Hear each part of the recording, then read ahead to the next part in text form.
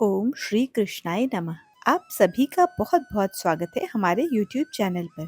आज आप सुनेंगे कार्तिक मास में श्रीमद् भागवत पुराण के दशम स्कंद के प्रथम अध्याय को। तो आइए शुरू करते हैं और इसके साथ ही आप सुनेंगे भगवान श्री कृष्ण और उनके परम भक्त पागल बाबा की कहानी। तो आइए शुरू करते हैं आज की कहानी। लेकिन इसके पहले प्लीज मेरे चैनल को सब्सक्राइब कर लीजिए और वीडियो पसंद आने पर लाइक कीजिए। भगवान ने भी कहा है कि भगवान से पहले भगवान के भक्तों की आराधना होती है। भगवान उन पर प्रसन्न होते हैं जो उनके भक्तों की आराधना करता है। तो आइए आज सुनते हैं भगवान के परम भक्त श्री पागल बाबा की कहानी और उसके बाद सुनेंगे श्रीमद् भागवत पुराण के दशम स्कंद का प्रथम अध्याय। अब सुनिए भगवान कृष्ण और उनके सच्चे भक्त की कहानी। भगवान कृष्ण के चमत्कारों की कहानी तो आपको वृंदावन में कहीं भी सुनने को मिल जाएगी। कहते हैं कि वृंदावन में आज भी ऐसे बहुत सारे आश्चर्य दिखाई पड़ते हैं। कहा जाता है यहाँ पे ऐसे संत भी हुए हैं जिनके चमत्कारों के किस्से हमेशा चर्चा में रहते हैं। ऐसा ही एक चमत्कार है पागल बाबा का मंदिर और उस मंदिर के निर्माण की कहानी। पागल बाबा का मंदिर मथुरा वृंदावन के रास्ते पर स्थित है। इसके बारे में एक कथा प्रचलित है जिसके अनुसार एक गरीब कृष्ण भक्त था जो दिन भर ठाकुर जी का नाम लिया करता था। हर समय बस भगवान श्री कृष्ण का स्मरण करता था और भक्ति में लीन रहता था। उसके पास जो कुछ भी था या जितना कुछ भी था, उसे जो कुछ भी रूखा सूखा मांग कर मिलता, उसे परम आनंद के साथ भगवान को समर्पित करके खुशी खुशी ग्रहण कर लेता था। इस तरह उसके दिन बीत रहे थे। एक बार उससे पैसों की बड़ी आवश्यकता हुई तो उसने किसी साहूकार से कुछ पैसे उधार लिए। साहूकार ने उससे कहा कि पैसे तो दे दूंगा किंतु जल्द ही लौटाने पड़ेंगे। उस भक्त ने मजबूरी में हाँ कह दिया। भगवान कृष्ण का वो परम भक्त था। वो एक गरीब ब्राह्मण था। वादे के अनुसार हर महीने वो नियम से अपने पैसों की किश्त का हिसाब करके साहूकार के पैसे लौटाने चले जाता था। आखिरी किश्त के थोड़े ही दिन पहले साहूकार ने एक वसूली का पत्र उसके घर भिजवा दिया। बेचारे गरीब ब्राह्मण ने जब साहूकार का पत्र पढ़ा तो बहुत परेशान हो गया। जल्दी से गया साहूकार के पास, उसके हाथ जोड़े और विनती की कि उसे कुछ समय का अवसर दे दे। लेकिन साहूकार तो इस बात को मानने को ही नहीं तैयार था और मामला अदालत में पहुंच गया और साहूकार ने ब्राह्मण पे मुकदमा दर्ज कर दिया और झूठ बोला कि इसने मेरी एक भी किश्त नहीं दी है। और ब्राह्मण ने कहा कि मैंने एक किश्त के अलावा साहूकार के सारे पैसे अदा कर दिए हैं। जज साहब को भी उस पर दया आई और गरीब ब्राह्मण ने बार बार कहा कि मैंने साहूकार के सारे पैसे चुका दिए हैं, लेकिन कोई भी सबूत ना था उसके पास। तो जज साहब ने कहा, क्या जब तुमने पैसे दिए थे तो कोई गवाह था? साहूकार इस बात को जानता था कि उस समय वहां पर उन दोनों के अलावा कोई भी मौजूद नहीं था जब पैसों का लेन देन हुआ था। लेकिन गरीब ब्राह्मण को बिहारी जी पर बहुत विश्वास था। गरीब ब्राह्मण ने जज साहब से कहा, जज साहब, मैंने तो कोई भी झूठ नहीं बोला और ना ही धोखा दिया है। समय समय पर मैं साहूकार जी की सारी किश्तें भी चुकाता रहा।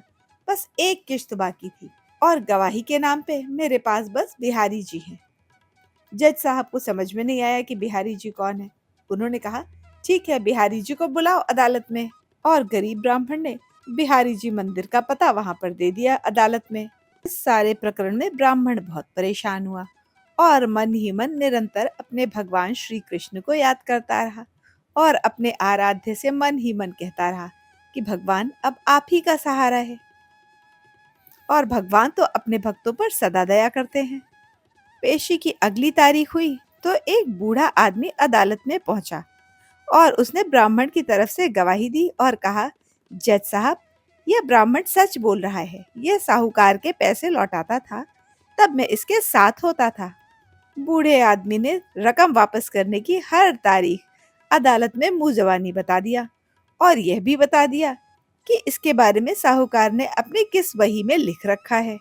जज साहब ने साहूकार के खाते की जांच करवाई और जांच करवाने पर बूढ़े व्यक्ति की सारी बातें सही निकली, क्योंकि साहूकार के खातों में बताई गई धनराशि तारीख और जमा करने की तारीख के साथ लिखी हुई थी। साहूकार बड़ा चालाक था।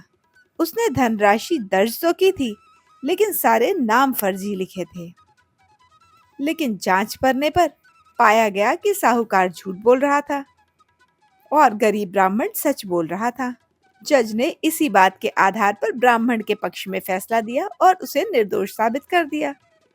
लेकिन जज साहब अभी तक हैरान थे कि इतने बूढ़े आदमी को इतनी सारी तारीखें इतनी स्पष्ट कैसे याद है। तब जज साहब ने इस बारे में उस ब्राह्मण को बुलाकर पूछा, यह बताइए कि ये बूढ़े व्यक्ति जो आए थे इन्हें सब चीजें इतनी स्पष्ट कैसे याद हैं, ये कौन है? तो ब्राह्मण ने उत्तर दिया, वो तो सब जगह रहता है। लोग उन्हें श्याम, कान्हा, कृष्णा आदि कई नामों से जानते हैं। इसके बाद जज साहब ने फिर से उस गरीब ब्राह्मण से पूछा, बताइए, सच बोलिए, वो बूढ़ा आदमी कौन था? अब ब्राह्मण देवता कहने लगे, सच में उसे नहीं पता कि वो बूढ़ा आदमी कौन था और कहाँ से आया था। मैंने तो केवल उसे बांके बिहारी मंदिर में ही पत्र लिखवाया था। जज साहब ने जब ये बात सुनी तो जानकर बड़े हैरान हुए। उनके मन में एक के बाद एक शंकाएं आ रही थी, कई प्रश्न उमड़ रहे थे। अब वो रात दिन यही सोचते रहते थे कि आखिर वो बूढ़ा व्यक्ति था कौन। इस पहेली को सुलझाने के लिए ठीक अगले दिन जज साहब बांके बिहारी मंदिर पहुंच गए। जज साहब के मन में एक बड़ा संशय था। वो जानते थे कि कोई बूढ़ा आदमी इतनी सारी तारीखें याद रख के एक बार में बता दे और सारा तारीख और हिसाब मुंह जबानी याद रखे। बस अपने मन में उमड़ते इन्हीं प्रश्नों का उत्तर पाने के लिए जज साहब बांके बिहारी मंदिर पहुंचे थे। पुजारी जी से उन्होंने सारी बातें बताई। पुजारी जी से यह भी कहा, अगर हो सके तो मुझे उस बूढ़े आदमी का पता अवश्य दीजिए। आखिर वो व्यक्ति रहता कहाँ है? जब पुजारी जी ने ये सब बातें सुनी तो बड़े हैरान हुए। कहने लगे, जज साहब, ऐसा तो कोई व्यक्ति यहाँ नहीं रहता। अब जज साहब समझ गए, जरूर भगवान कृष्ण ने ही ये चमत्कार दिखाया है और हो सकता है बूढ़े व्यक्ति के भेष में साक्षात भगवान श्री कृष्ण ने ही दर्शन दिए हों। इस घटना का जज साहब पर इतना असर पड़ा कि कहा जाता है कि उन्होंने अपने पद से इस्तीफा दे दिया और घर परिवार त्याग दिया और साधु संत बन के वृंदावन की गलियों में घूमने लगे। कहा जाता है ये भगवान कृष्ण की सच्ची घटना है।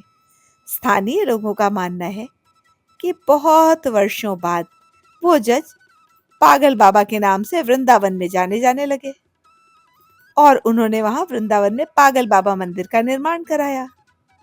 मंदिर कैसे बना, इसके बारे में तो अनेक मान्यताएं हैं। कहा जाता है कि वो मंदिर बनने के समय जब नींव की खुदाई शुरू हुई तो 1 फीट खुदाई के बाद ही पागल बाबा अड़ गए कि बस अब इसके बाद दीवारें खड़ी करो, ज्यादा समय नहीं खर्च करो। लोगों ने बहुत समझाया लेकिन बाबा ना माने और उस 1 फीट की नींव पे 7 मंजिली इमारत आज भी शान से श्री कृष्ण की गवाही का परचम लहरा रही है। और कहा जाता है कि पागल बाबा को जब यह एहसास हुआ था कि गवाही देने के लिए खुद भगवान श्री कृष्ण आए तो उन्हें ढूंढने के लिए वे पागल सी हालत में इधर उधर घूमने लगे और वे मंदिर के बाहर पर भी भंडारा होता था, वहां पर भोजन करते थे और आधा जूठन खुद खाते थे, आधा भगवान श्री कृष्ण को भोग लगा दिया करते थे। जहां भी पत्तलें मिलती उससे भोजन इकट्ठा करते और उसी में से भगवान श्री कृष्ण को जूठन का भोग लगाकर खुद खा लेते। इस बात से बांके बिहारी मंदिर के पुजारी बड़े रुष्ट हो गए और उन्होंने लोगों को रोक दिया कि पत्तल में कुछ भी ना छोड़ो।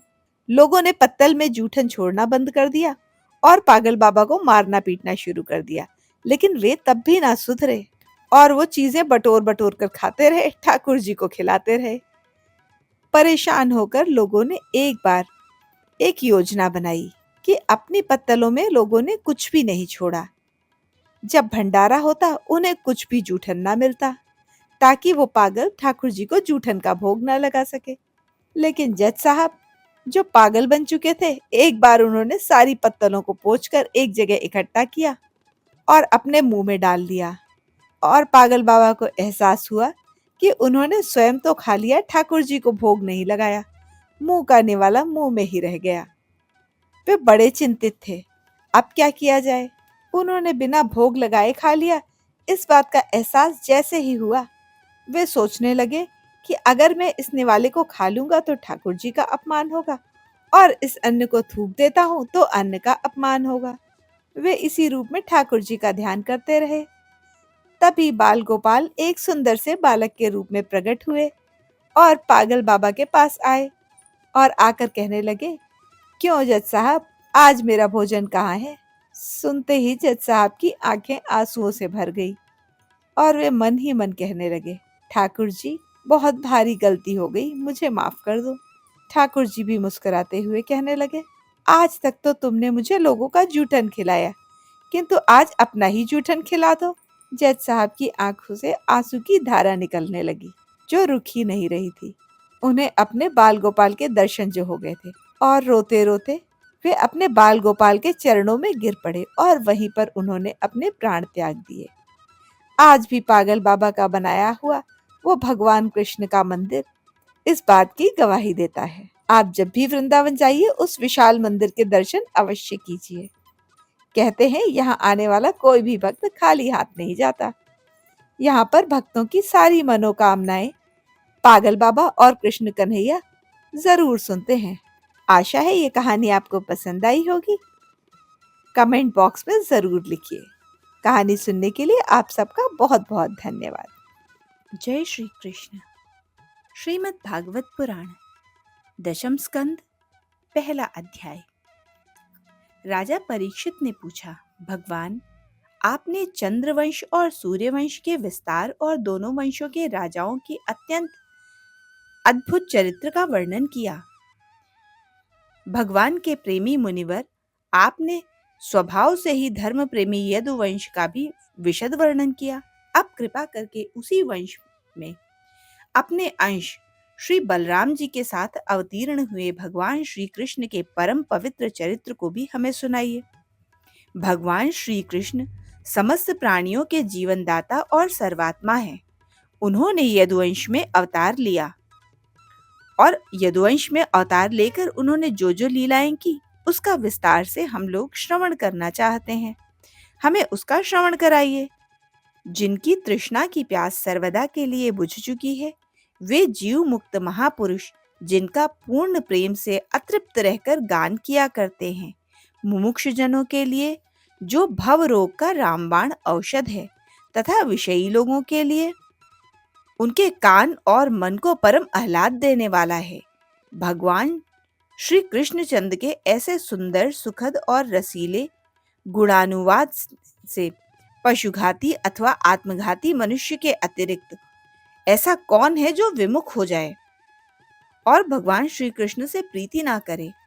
जब कुरुवंश में महाभारत का युद्ध हो रहा था और देवताओं को भी जीत लेने वाले भीष्म पितामह आदि अतिरथियों से मेरे दादा पांडवों का युद्ध हो रहा था, उस समय कौरवों की सेना उनके लिए अपार समुद्र के समान थे, जिसमें भीष्म आदि वीर बड़े बड़े मच्छों को भी निगल जाने वाले तिमिलांग मच्छों की भांति भय उत्पन्न कर रहे थे। परंतु मेरे स्वनाम धन्य पितामह भगवान श्री कृष्ण के चरण कमलों की नौका का आश्रय लेकर उस समुद्र से अनायास ही पार कर गए। वैसे ही जैसे कोई मार्ग में चलता हुआ स्वभाव से ही बछड़े के खुर से गड्ढा बन जाए। भगवान, मेरा यह शरीर जो आपके सामने है, यह तो कौरव और पांडव दोनों वंशों का एकमात्र सहारा था।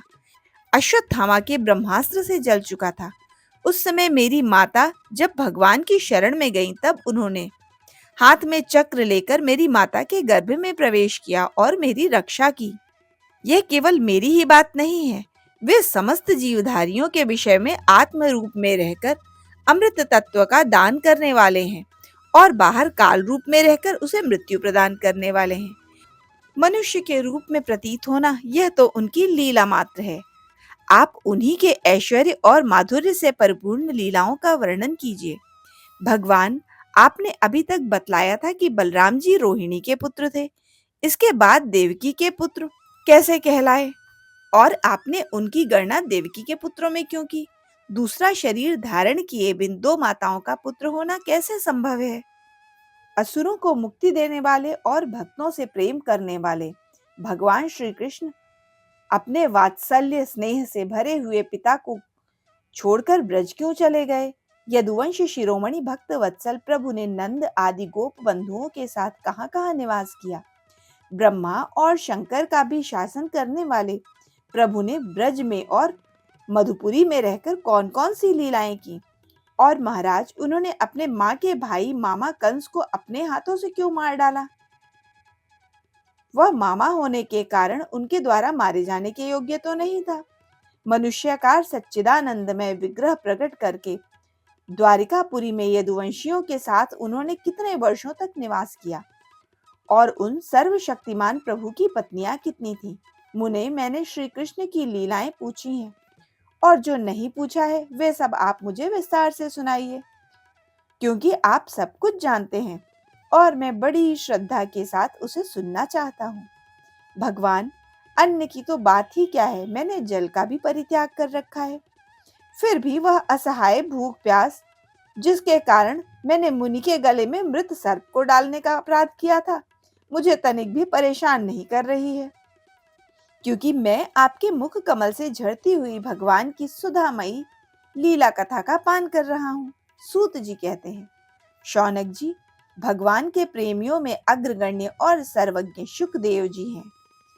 शुकदेव जी महाराज ने श्री परीक्षित का ऐसा समीचीन प्रश्न सुनकर उसका अभिनंदन किया था और भगवान श्री कृष्ण की उन लीलाओं का वर्णन प्रारंभ किया जो समस्त कलिमलों का सदा के लिए नाश करने वाली है।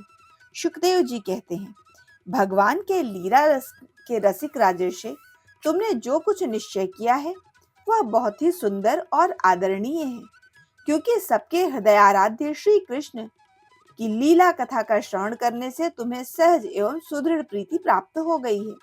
भगवान श्री कृष्ण की कथा के संबंध में प्रश्न कर ही वक्ता, प्रश्नकर्ता और श्रोता तीनों पवित्र हो जाते हैं।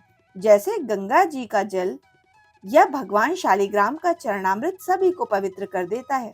परीक्षित, उस समय लाखों दैत्यों के दलों ने घमंडी राजाओं का रूप धारण करके अपने भारी भार से पृथ्वी को आक्रांत कर दिया था।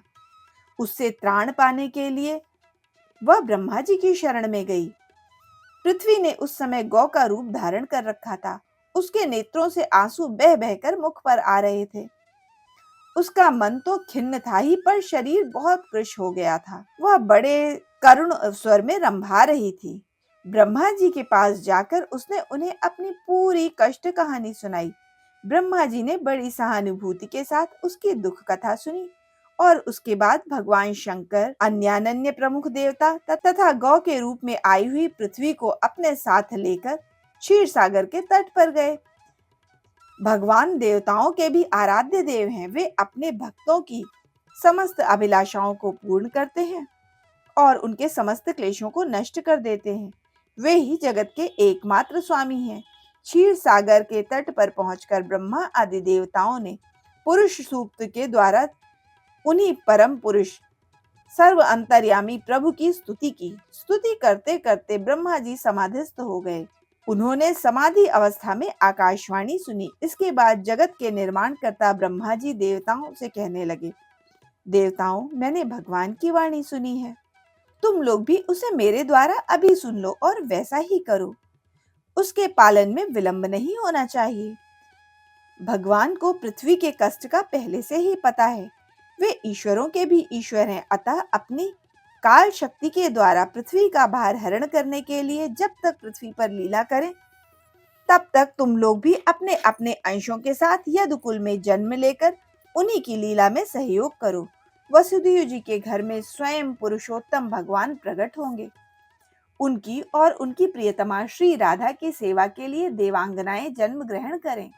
स्वयं प्रकाश भगवान शेष, जो भगवान की कला होने के कारण अनंत हैं और जिनके सहस्त्र मुख हैं, भगवान के प्रिय कार्य करने के लिए उनसे पहले ही बड़े भाई के रूप में अवतार ग्रहण करेंगे। भगवान की यह ऐश्वर्यमयी योग माया भी, जिन्होंने सारे जगत को मोहित कर रखा है, उनकी आज्ञा से उनकी लीला कार्य संपन्न कराने के लिए अंश रूप में अवतार ग्रहण करेंगे। शुकदेव जी कहते हैं, परीक्षित, प्रजापतियों के स्वामी भगवान ब्रह्मा जी ने देवताओं को इस प्रकार आज्ञा दी और पृथ्वी को समझा बुझाकर ढांढस बंधाया। इसके बाद वे अपने परम धाम को चले गए। प्राचीन काल में यदुवंशी राजा थे शूरसेन। वे मथुरापुरी में रहकर मथुरा मंडल और शूरसेन मंडल का राज्य शासन करते थे। उसी समय मथुरा ही समस्त यदुवंशी नरपतियों की राजधानी हो गई। भगवान श्री हरि सर्वदा वहां विराजमान रहते हैं। एक बार मथुरा में शूर के पुत्र वसुदेव जी विवाह करके अपनी नवविवाहिता पत्नी देवकी के साथ घर जाने के लिए रथ पर सवार हुए। उग्रसेन का पुत्र कंस था। उसने अपनी चचेरी बहन देवकी को प्रसन्न करने के लिए उसके रथ की रास पकड़ ली। वह स्वयं ही रथ हाँकने लगा। यद्यपि उसके साथ सैकड़ों सोने के रथ चल रहे थे। देवकी के पिता थे देवक। अपनी पुत्री पर उनका बड़ा स्नेह था। कन्या को विदा करते समय उन्होंने सोने के हारों से अलंकृत 400 हाथी, 15,000 घोड़े और 1800 रथ तथा सुंदर सुंदर वस्त्राभूषणों से विभूषित 200 सुकुमारी दासियां दहेज में दी। विदाई के समय वर वधू को आशीर्वाद देने के लिए एवं उनके मंगल के लिए एक साथ शंख, तुरही, मृदंग और दुदुम्बियां आदि बजने लगी। मार्ग में जिस समय घोड़ों की रास पकड़कर कंस रथ हाँक रहा था, उस समय आकाशवाणी ने उसे संबोधित करके कहा, अरे मूर्ख, तू जिसको रथ में बिठाकर लिए जा रहा है, उसके गर्भ से उत्पन्न 8वीं संतान तुझे मार डालेगी। कंस बड़ा पापी था। उसकी दुष्टता की सीमा न थी। वह भोजवंश का कलंक था। आकाशवाणी सुनते ही उसने तलवार खींच ली और अपनी बहन की चोटी पकड़कर उसे मारने के लिए तैयार हो गया। वह अत्यंत क्रूर तो था ही, पाप कर्म करते करते निर्लज्ज भी हो गया था। उसका यह कर्म देखकर महात्मा वासुदेव उसको शांत करते हुए बोले। वसुदेव जी ने कहा, राजकुमार, आप तो भोजवंश के होनहार वंशधर और अपने कुल की कीर्ति बढ़ाने वाले हैं। बड़े बड़े शूरवीर आपके गुणों की सराहना करते हैं। इधर यह तो एक स्त्री, दूसरे आपकी बहन, तीसरे यह विवाह का शुभ अवसर। ऐसे स्थिति में आप इसे कैसे मार सकते हैं? वीरवर जो जन्म लेते हैं उनके साथ शरीर की मृत्यु भी उत्पन्न होती है। आज हो या 100 वर्षों के बाद जो प्राणी हैं उनकी मृत्यु होती है। जब शरीर का अंत हो जाता है तो वह जीव अपने कर्म के अनुसार दूसरे शरीर को ग्रहण करते हैं और अपने शरीर को छोड़ देते हैं। उसे विवश होकर ऐसा करना ही पड़ता है। जैसे चलते समय मनुष्य का पैर होता है कि एक पैर जमकर ही दूसरा पैर उठता है, वैसे ही जोंक अगले तिनके को पकड़ लेती है तभी पिछले तिनके को छोड़ती है। ठीक वैसे ही जीव भी कर्म के अनुसार किसी शरीर को प्राप्त करने के बाद ही इस शरीर को छोड़ता है। जैसे कोई पुरुष जागृत अवस्था में राजा के ऐश्वर्य को देखकर और इंद्र के ऐश्वर्य को सुनकर उनकी अभिलाषा करने लगता है और उसका चिंतन करते करते उन्हीं बातों में घुल मिलकर एक हो जाता है तथा स्वप्न में अपने को राजा और इंद्र के रूप में अनुभव करने लगता है। साथ ही अपने दरिद्रावस्था के शरीर को भूल जाता है।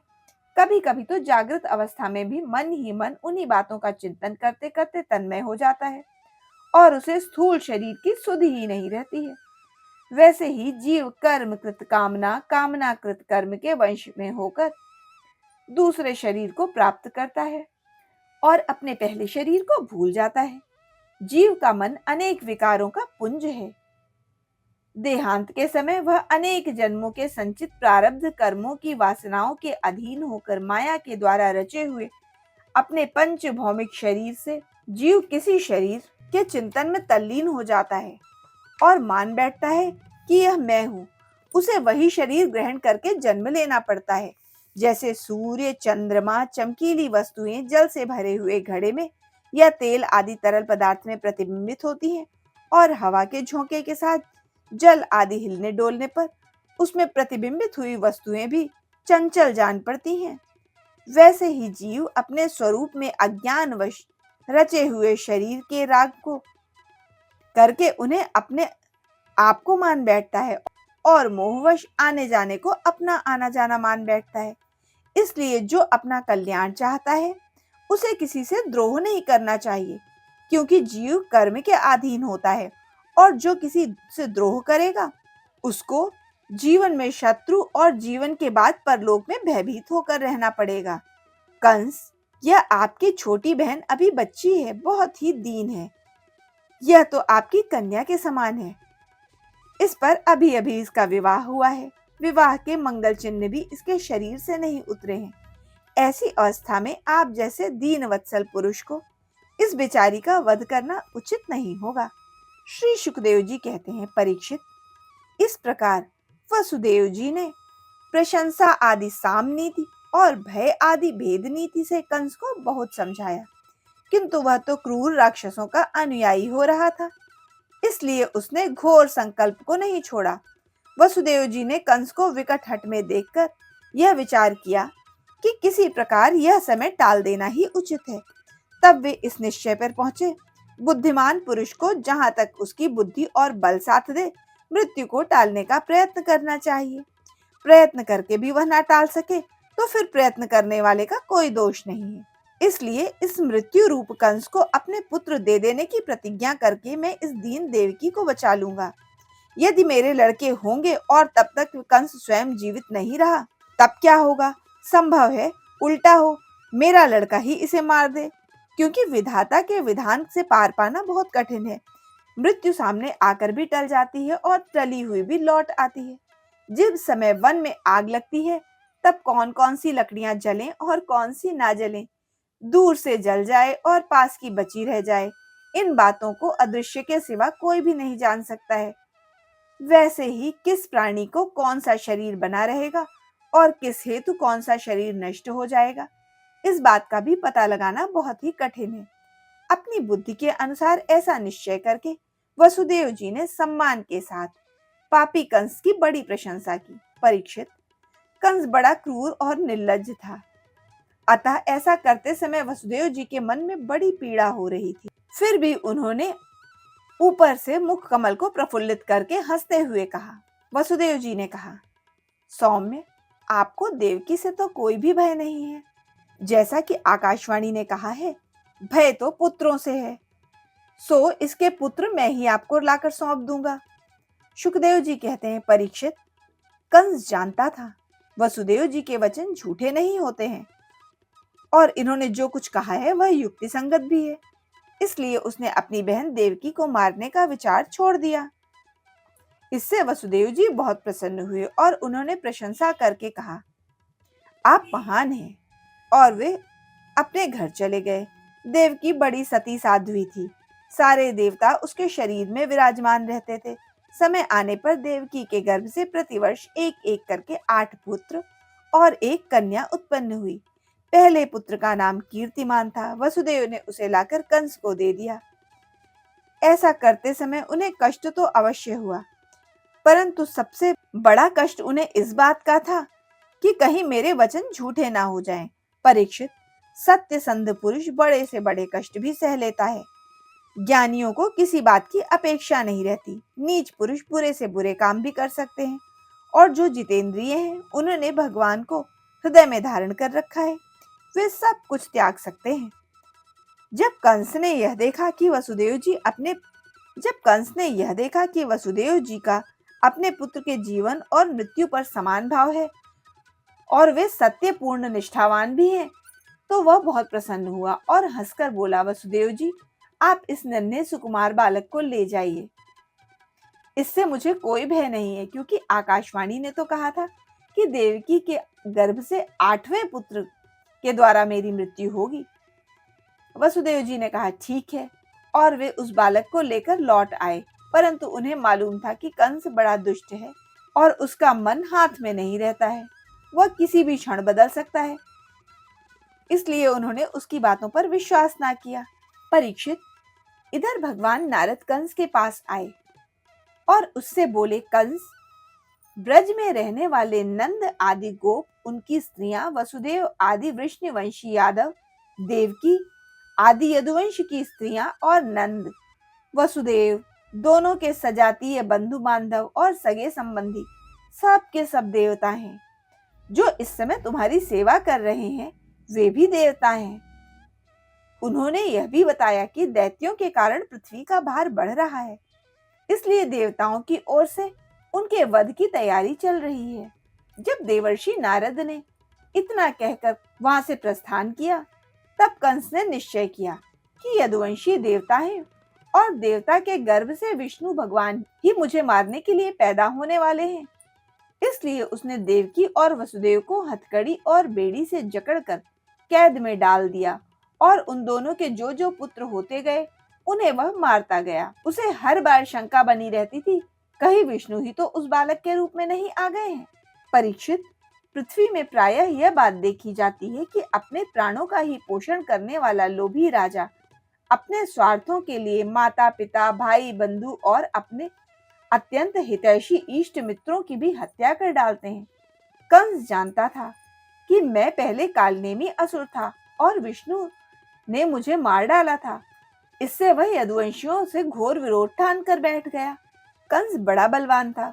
उसने यदु, भोज और अंधक वंश के बड़े अधिनायक अपने पिता उग्रसेन को कैद कर लिया और शूरसेन देश का वह राज्य स्वयं संभालने लगा। दशम स्कंद प्रथम अध्याय समाप्त।